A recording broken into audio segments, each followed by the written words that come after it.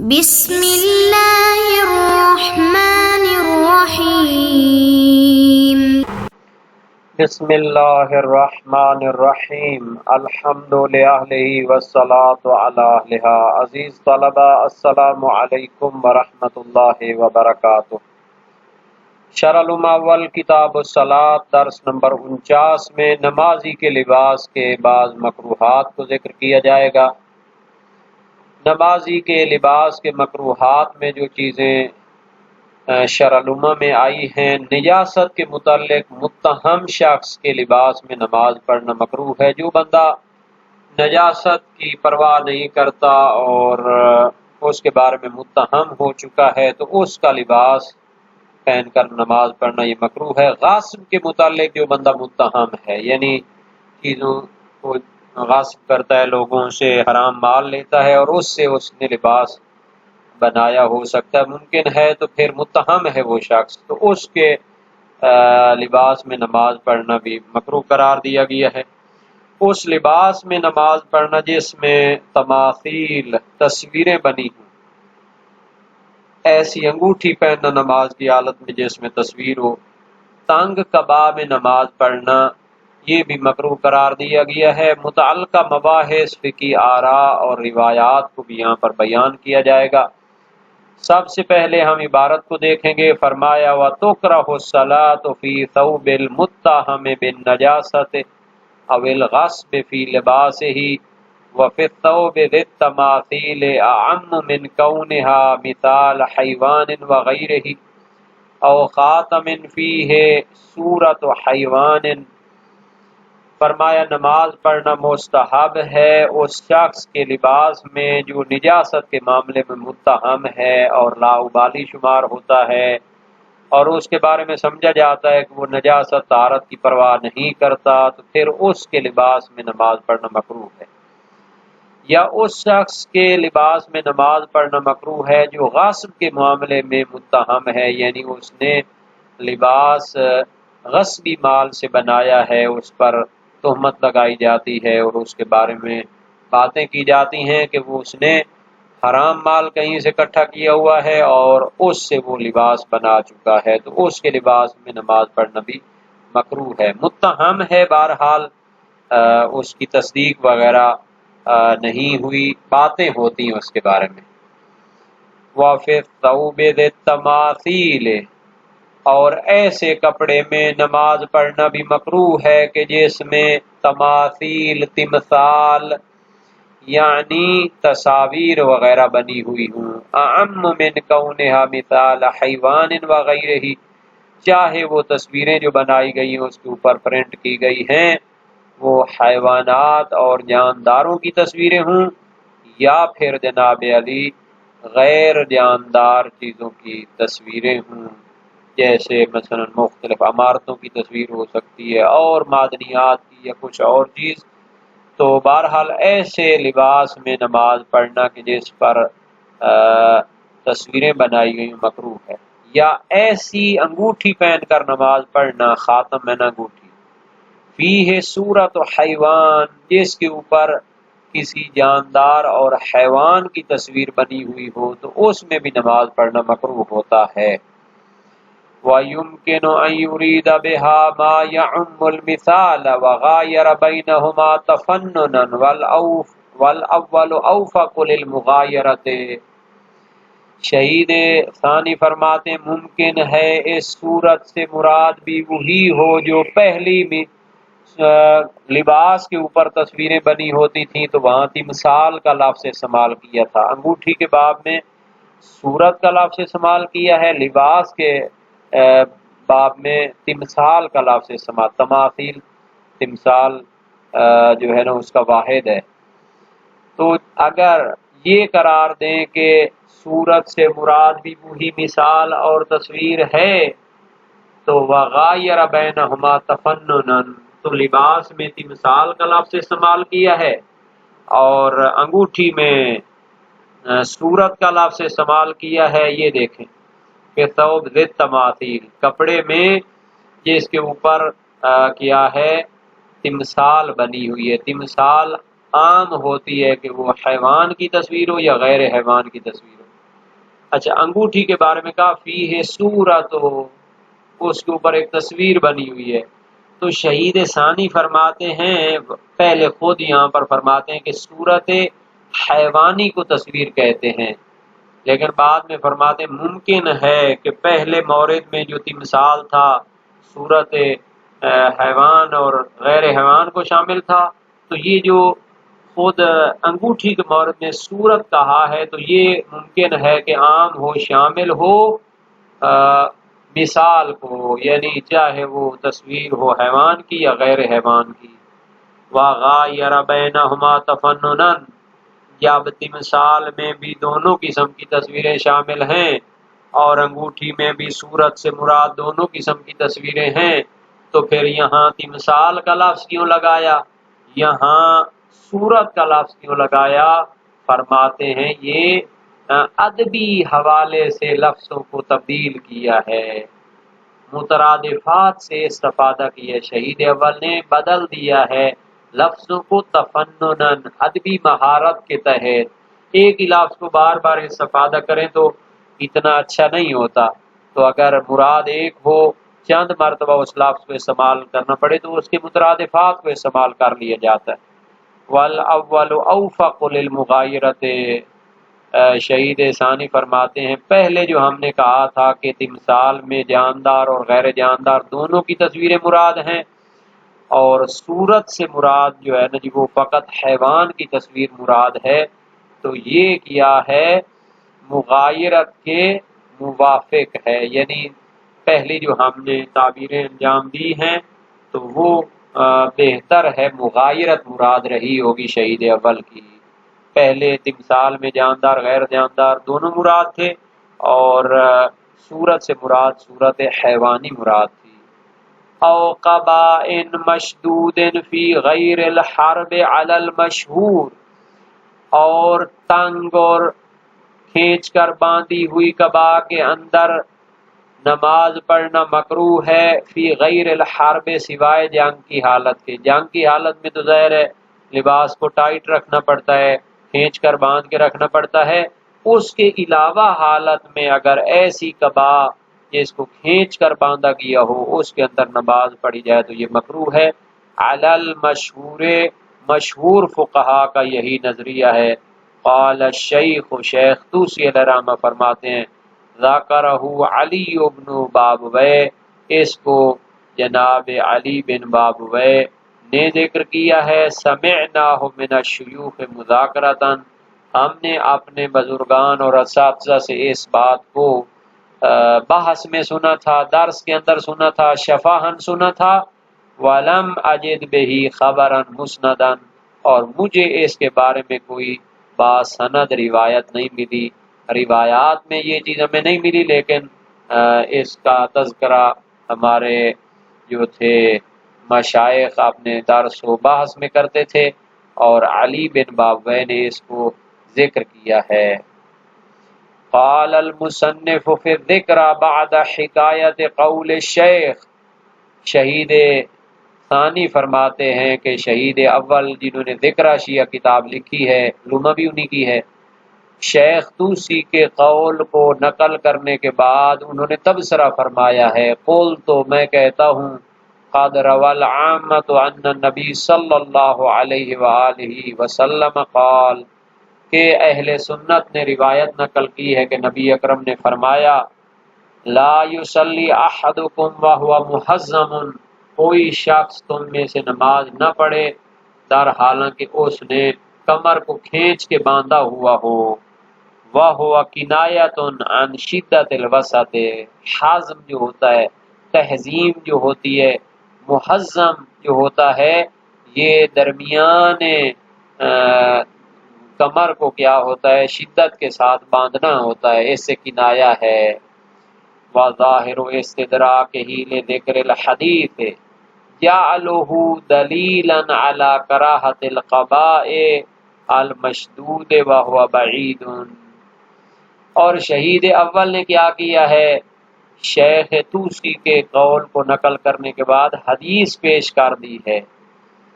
تو انہوں نے جو استدراک کیا ہے حدیث پیش کر کے ایک افادہ فرمایا ہے اس سے ظاہر ہوتا ہے کہ وہ اس حدیث کو دلیل بناتے ہیں کہ تنگ کھینچ کر باندھی ہوئی کباب میں نماز پڑھنا مکروہ ہوتا ہے، اور وہ اسی حدیث کو اس کے لیے دلیل بناتے ہیں۔ وَهُوَ بَعِيدٌ، حالانکہ یہ بات بعید ہے۔ اول تو اس حدیث کی سند دیکھنی چاہیے، اس کے راوی، اس کی حجیت پر کلام ہونا چاہیے۔ دوسرا، اس کے معنی میں بھی جو ہے نا جی کیا وسعت پائی جاتی ہے۔ آپ اس کا یہی معنی تو نہ کریں کہ جناب اس کا معنی کیا ہوتا ہے کبا کو کھینچ کر باندھنا، حالانکہ ہو سکتا ہے کبا کو کھینچ کر نہ باندھا گیا ہو لیکن وہ ٹائٹ بنی ہوئی ہو، یا پھر ہو سکتا ہے کہ کوئی بندہ کبا کو نہ باندھ رہا ہو لیکن اندر اس نے کیا کیا ہو، کسی کمر بند کے ساتھ کمر کو کھینچ کے باندھ رکھا ہو۔ تو یہ بہرحال جو ہے نبی اکرم کا جو فرمان ہے وہ فقط قضاء کی حد تک نہیں ہے۔ وَنُقِلَ فِي الْبَيَانِ عَنِ الشَّيْخِ كَرَاهَةُ شَدِّ الْوَسَطِ، نقلہ کی بجائے اگر اس کو ناقلہ بھی پڑھتے تو ٹھیک تھا۔ علامہ شہید اول نے اپنی کتاب البیان میں شیخ طوسی سے نقل کیا ہے کہ کمر کو کھینچ کر باندھ کر نماز پڑھنا مکروہ ہوتا ہے، اور جیسے یہ عبارت لکھی ہوئی ہے نقلہ، تو اس کا معنی یہ کریں گے کہ شہید اول کی البیان میں شیخ سے نقل کیا گیا ہے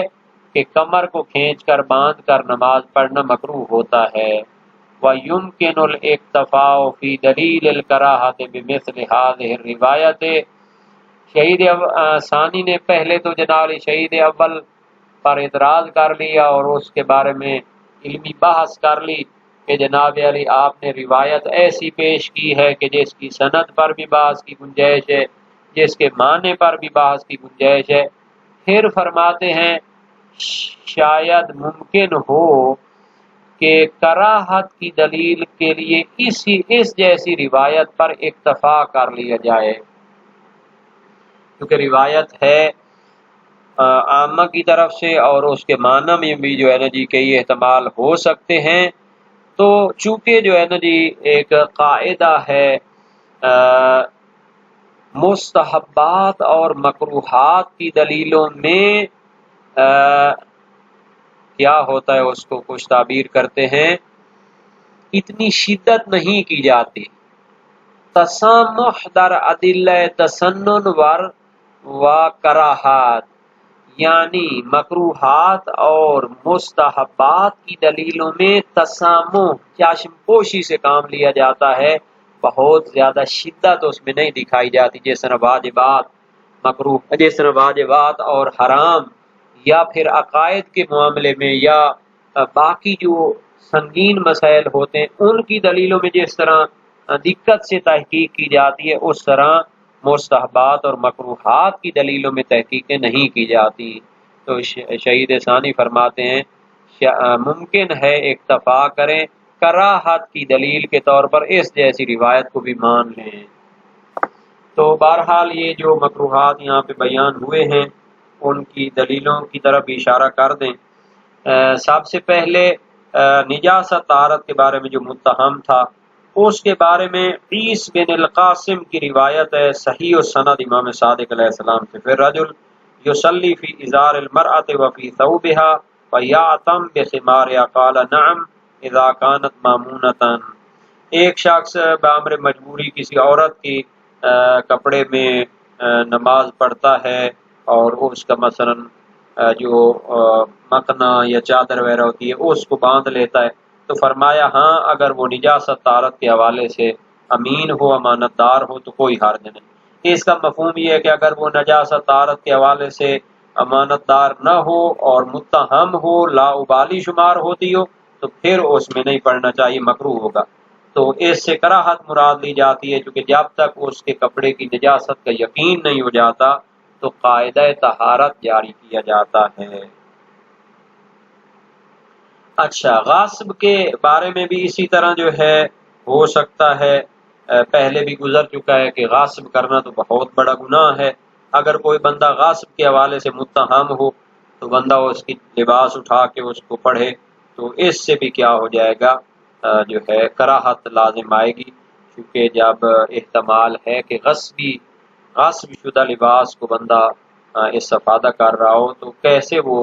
جو ہے نا جی خدا کو راضی کرنا چاہتا ہے، اس کو چاہیے کہ کوئی اور لباس ڈھونڈے۔ پسندیدہ نہیں ہے کہ غصبی لباس کے اندر نماز پڑھے، جو بندہ متہم ہے اس کے لباس سے مدد لے۔ اچھا جی، تمثال جس میں حیوان، جاندار یا غیر جاندار کی تصویریں بنی ہوئی ہوتی ہیں، اس ایسے کپڑے میں نماز مکروہ ہے۔ صحیح عبداللہ بن سنان کوفی وزیر مشیر اپنے دور کا امام صادق علیہ السلام سے روایت کرتا ہے انہو کارہا یا کرہا ان یصلی وعلیہ ثوب فی تماثیل، آپ نے ناپسند فرمایا اس کپڑے میں نماز پڑھیں جس میں تصویریں بنی ہوئی ہیں۔ صحیح اسماعیل بن بزی امام رضا سے ہے سألہ عن الصلاۃ فی الثوب المعلم فقارئ ما فیہ من التماثیل، نقش و نگار بنے ہوئے کپڑے میں نماز پڑھنے کے بارے میں سوال ہوا تو فرمایا جس میں تصویریں بنی ہوئی ہوں اس میں مکروہ ہے۔ تو یہ دونوں روایات باب 45 میں ابواب نماز گزار کے لباس کے بارے میں ہے، اور یہ جو تھا کہ ایسی انگوٹھی میں نماز پڑھنا جس میں تصویر ہو، تو اس کی روایت موثقہ عمار صحاباتی امام صادق علیہ السلام سے ان الرجل یلبس الخاتم فی نقش مثال الطیر او غیر ذلك قال لا تجوز الصلاۃ فیہ، ایک شخص وہ انگوٹھی پہنتا ہے جس میں پرندے کی تصویر بنی ہوئی ہے یا کوئی اور، فرمایا اس میں نماز جائز نہیں ہے۔ تو اس سے کراہت مراد لی جاتی ہے، چونکہ علی بن جعفر صادق علیہ السلام کی روایت ہے، امام موسیٰ کاظم علیہ السلام سے سوال کیا عن الخاتم یکون فیہ نقش و تماثیل سبع او طیر ایصلی فی، ایک انگوٹھی میں درندے یا پرندے کی تصویر بنی ہوئی ہے اس میں نماز پڑھی جائے، فرمایا لا باس، اس میں کوئی حرج نہیں، اور اس میں اور بھی روایات موجود ہیں، باب 45 میں یہ روایات موجود ہیں۔ تو شیخ طوسی علیہ رحمہ نے جو نہایہ میں اور مبسوط میں فرمایا ہے کہ ایسی انگوٹھی میں نماز پڑھنا حرام ہے جس میں تصویر بنی ہوئی ہو، تو یہ نظریہ ضعیف ہو جائے گا، اور ایک جماعت نے اس نظریے میں ان کی پیروی بھی کی ہے، فقہاء اور علماء کی۔ اچھا، اب ہم آتے ہیں کہ جنگ کی حالت کے علاوہ کھینچ کر باندھی ہوئی جو قبا ہوتی ہے اس کے اندر بھی نماز پڑھنا مکروہ ہے۔ یہ مشہور نظریہ ہے فقہاء میں، اور مبسوط شیخ طوسی، مقنع شیخ مفید، وسیلہ ابن حمزہ میں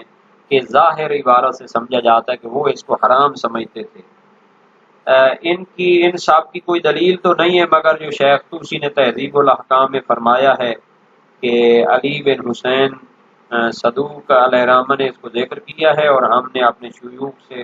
زبانی کلامی سنا تھا یہ، لیکن اس کی کوئی باسند روایت میں نہیں جانتا۔ تو اب یہ جو شہید اول نے اس کے بعد یہ کومنٹ فرمایا تھا کہ ایک روایت عامہ نے نقل کی ہے یہاں پر لا یصلی احدکم وہو محزم، کہ کمر کو کھینچ کر باندھ کر کوئی بندہ تم میں سے نماز نہ پڑھے، تو اس میں جناب علی یہ جو عین عبارت ہے نا ہمارے فقہاء کی کتابوں میں روایت نبوی کے عنوان سے مشہور ہے، لیکن ان الفاظ میں ان کے پاس بھی نہیں ہے، بلکہ ان کے پاس ہے نہا ان یصلی الرجل حتی یحتزم۔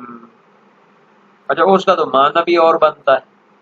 حتی یحتزم کا معنی ہوتا ہے کہ پہلے وہ کھینچ کر کمر کو باندھ لے پھر نماز پڑھے، ادھر تو حتی آیا ہوا ہے۔ بہرحال یہ روایت سنن بیہقی میں ہے جلد 2 صفحہ 240 میں۔ تو اول تو اس میں شہید ثانی نے اشکال کیا ہے کہ جناب علی آپ نے اس کو دلیل بنا تو لیا ہے لیکن یہ بعید ہے، اول تو حجیت کے حوالے سے بحث ہونی چاہیے، دوسرا دلالت میں بھی بحث ہے، کیونکہ کبھی کبا کے بغیر بھی کھینچ کر باندھ لیتے ہیں،